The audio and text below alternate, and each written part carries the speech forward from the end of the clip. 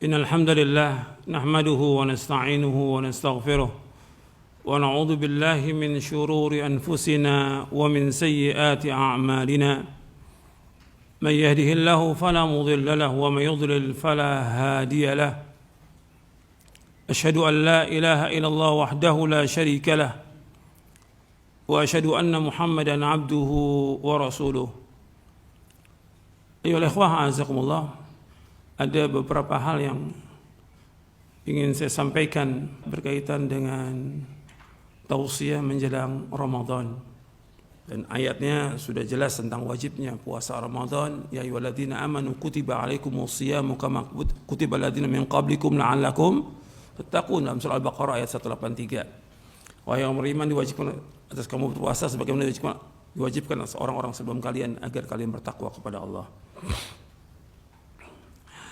Nabi SAW bersabda berkaitan dengan menyambut Ramadan ini.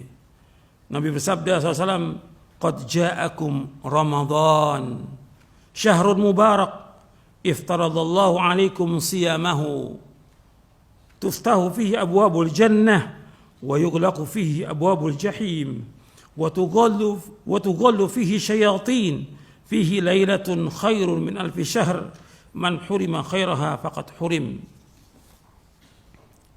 Kata Nabi SAW,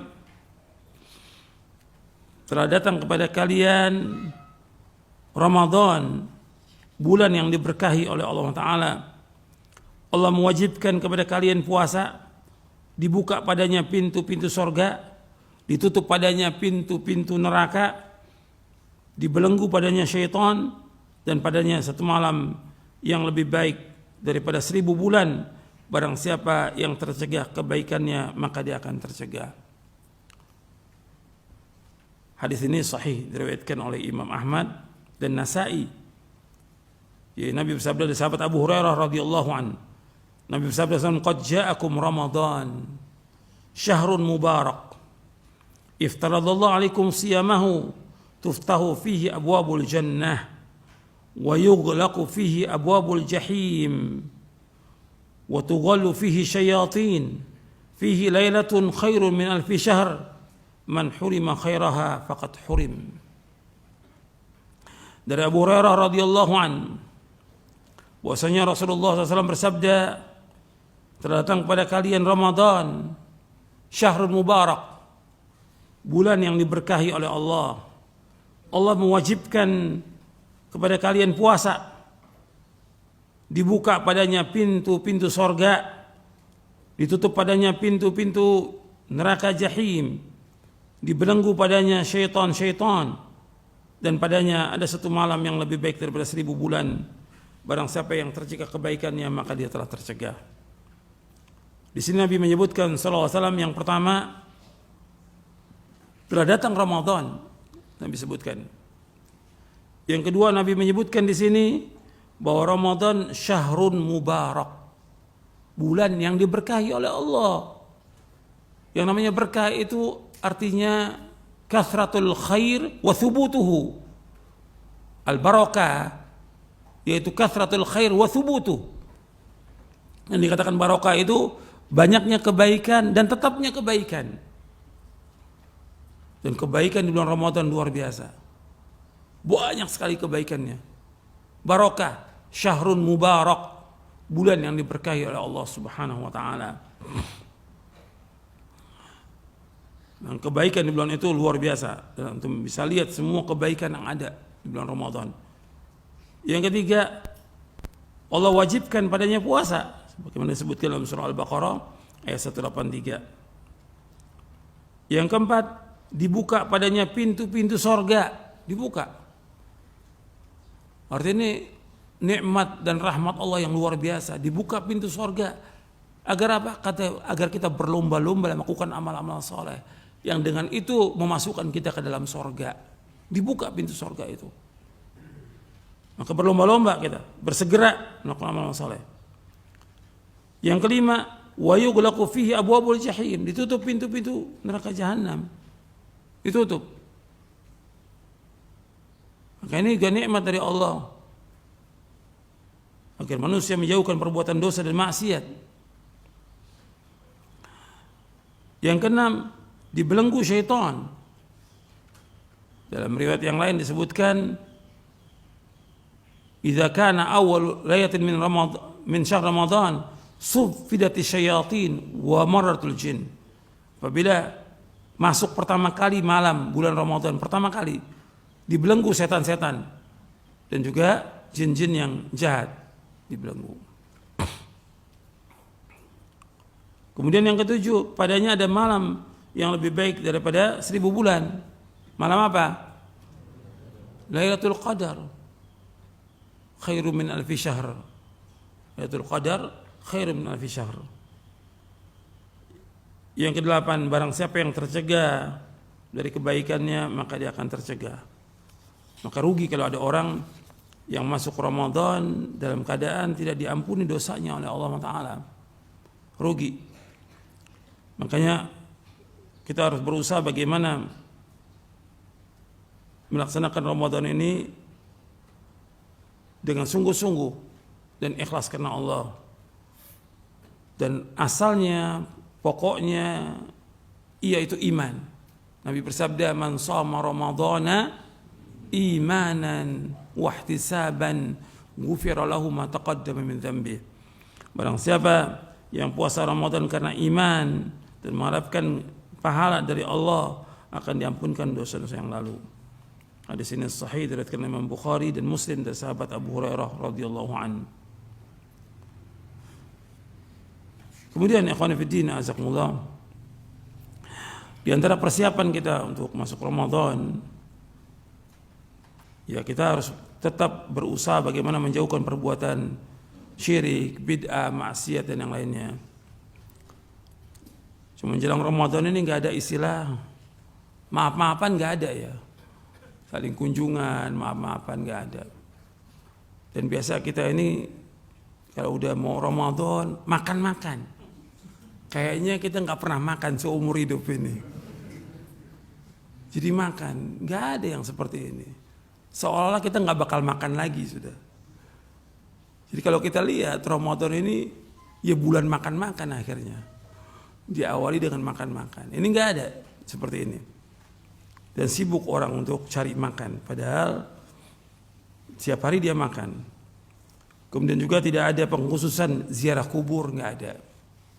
Ini juga termasuk bid'ah, menetapkan, mengkhususkan menjelang Ramadan ziarah kubur. Dan yang lainnya lagi, tidak ada ya pesta kembang api, petasan, beduk, pawai, dan nggak ada dalam Islam itu. Tidak. Jadi apa yang kita persiapkan? Yang pertama kali persiapan kita taubat kepada Allah atas semua dosa. Taubat.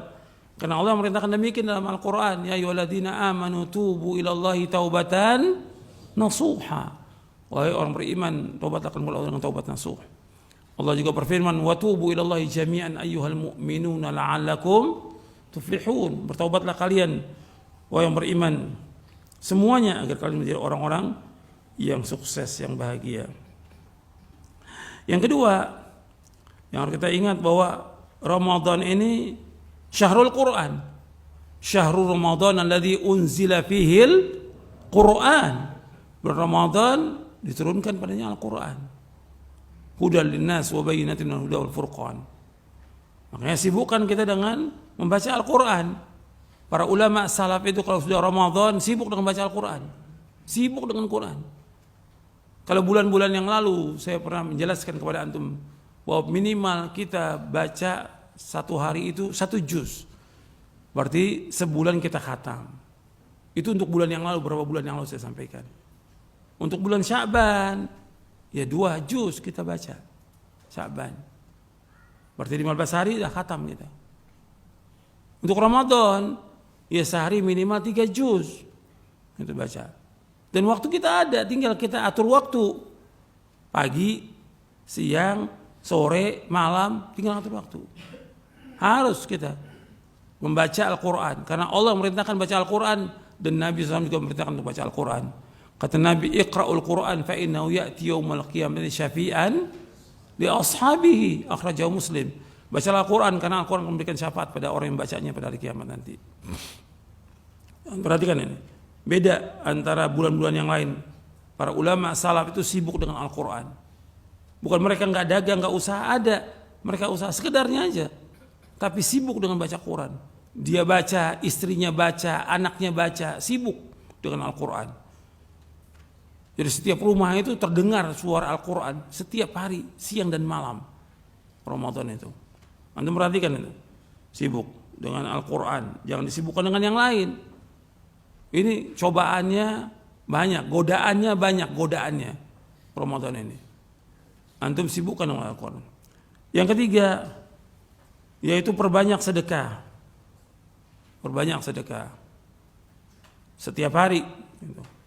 Kalau di hari-hari biasa kita banyak sedekah, apalagi Ramadan.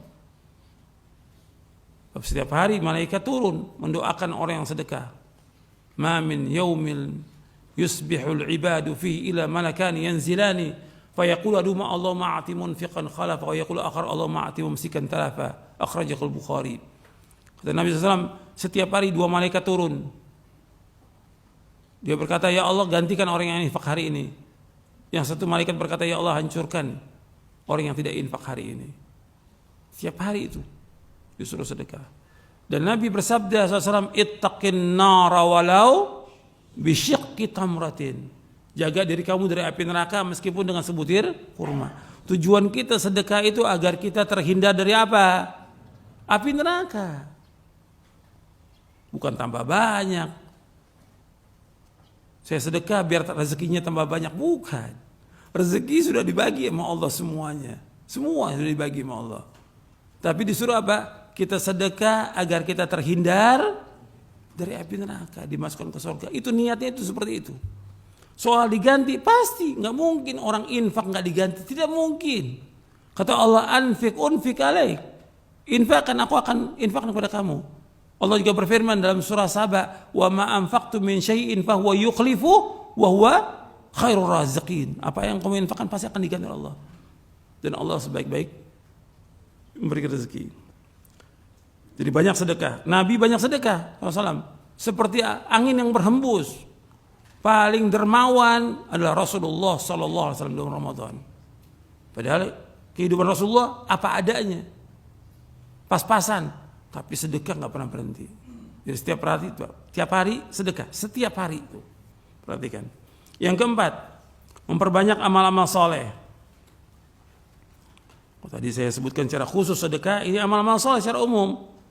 Seperti apa? Seperti sholat-sholat sunat, baik itu rawatib, qobliyah, ba'diyah, sholat duha, itu kerjakan. Di samping kita mengerjakan sholat tarawih berjamaah.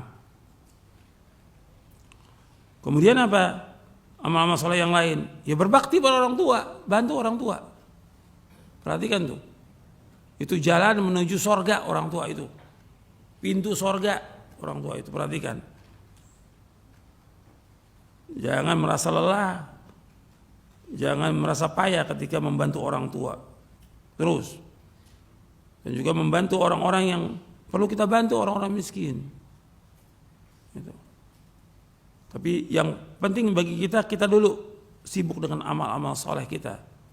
Kemudian kita membantu orang tua, kemudian juga yang lainnya. Artinya kita sholat yang sunnah, kemudian berzikir dan yang lainnya, kemudian juga membantu orang tua, kemudian berbuat baik kepada manusia. Yang kelima, gunakan waktu sebaik-baiknya untuk ibadah kepada Allah. Gunakan waktu sebaik-baiknya untuk ibadah kepada Allah.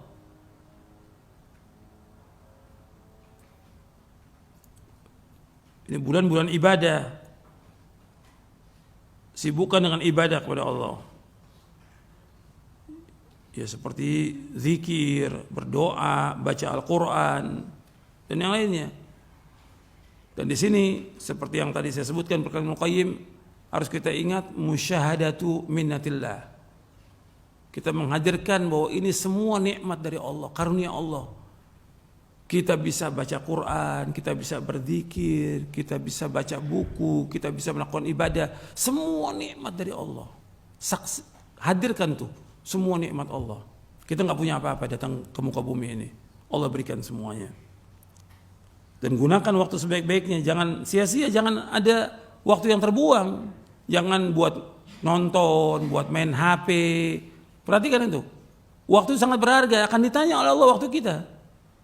Dan Nabi bersabda SAW, min husni islamil mar'i tarkuhu ma la ya'ni. Kebaikan Islam seorang meninggalkan apa yang tidak bermanfaat. Tinggalkan yang bermanfaat. Apakah omongan, apakah permainan, apakah perbuatan, atau main HP yang gak ada manfaatnya, nonton atau yang lainnya. Justru ini waktunya ibadah, sibukkan dengan ibadah kepada Allah Ta'ala. Jangan sampai kita rugi.